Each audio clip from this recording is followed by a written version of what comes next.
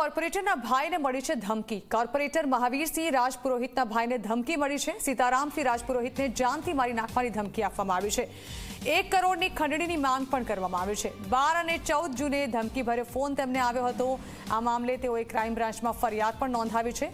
સીતારામસિંહ રાજપુરોહિતના પુત્ર વિક્રમને પણ આ ધમકી આપવામાં આવી છે। શ્યામ બિશ્નોઈ પર ધમકી આપી હોવાની આશંકા સીતારામભાઈએ વ્યક્ત કરી છે।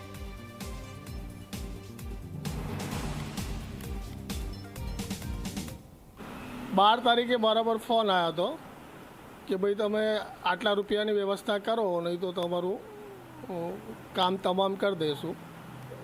पछी पाछू 14 तारीखे फोन आयो तो धमकी भर्यो फोन हतो अने मेसेज हता 2-4 એટલે ક્રાઇમ બ્રાન્ચ પર રિપોર્ટ કરી છે કાર્યવાહી ચાલુ છે। અમને શું કહેશો આ ધમકી જે આપી છે કોના પર શંકા તમે વ્યક્ત કરી છે કારણ કે એફઆઈઆરમાં તમે નામ પણ લખાયું છે? હવે કોઈક બે જે મને લાગ્યું એનું નામ બતાવ્યું છે। હવે જે હે આ ક્રાઇમ બ્રાન્ચ સાહેબ લોકો ચેક કરશે જેનું આવશે એ બધું નીકાળશે। બધું કેટલા રૂપિયાની ધમકી ખંડની માંગી? હવે પરફેક્ટ તો એનું આવાજ નહીં પણ 1 જેવું હતું કંઈ। 1 કરોડ? હા 1 કરોડ જેવું લગભગ લાગ્યું હતું 12 તારીખમાં। 14 તારીખે તો કોઈ પૈસાની કંઈ નહીં પણ જે કીધું કે માની લો નહીં તો તમારું કીધું એ કામ કરીને બતાવીશું। કે તમારા દીકરાના નામ પર પણ ધમકી આપવામાં આવી? હા એટલે દીકરાનું કીધું કે તમે નહીં અમારું કહેવાનું માનો તો કામ દીકરાનું વિક્રમનું કામ તમામ કરી દઈશું।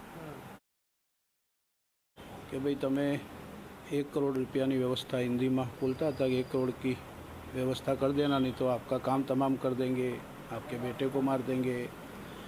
और फिर भाई ने એવું લાગ્યું કોઈ હશે એવું કરીને ફોન મૂકી દીધેલું અને પછી એક ટેક્સ્ટ મેસેજ આવ્યો કે ભાઈ કામ તમામ हो जाएगा। પછી ફરી ભાઈની ઉપર ફોન આવેલો ત્યારે મને વાત કરેલી આખી વિગતસર એ વિગતસર મેં ક્રાઇમ બ્રાન્ચમાં પણ જણાવેલું। ફરી 14મી તારીખે જૂને ફોન આવેલો कि भाई जो आपको बोला है वो काम आप कर दीजिए नहीं तो अस्थियाँ उड़ जाएगी। भाई ये 2-3 वक्त पूछूँ भाई शू कहवा मांगो, बोले लाशों की लाइन लगा देंगे, लाशें उड़ जाएंगी। और मैंने कहा वो आप कर दीजिए। પછી એવું લાગ્યું કે ભાઈ આ ગંભીર મામલો છે એટલે અમે ક્રાઇમ બ્રાન્ચની અંદર અમારી રિપોર્ટ દર્જ કરાવેલી અને ક્રાઇમ બ્રાન્ચ દ્વારા પોલીસ દ્વારા યોગ્ય કાર્યવાહી થાય એવી અપેક્ષા છે। સરસ રીતે કામગીરી થઈ રહી છે।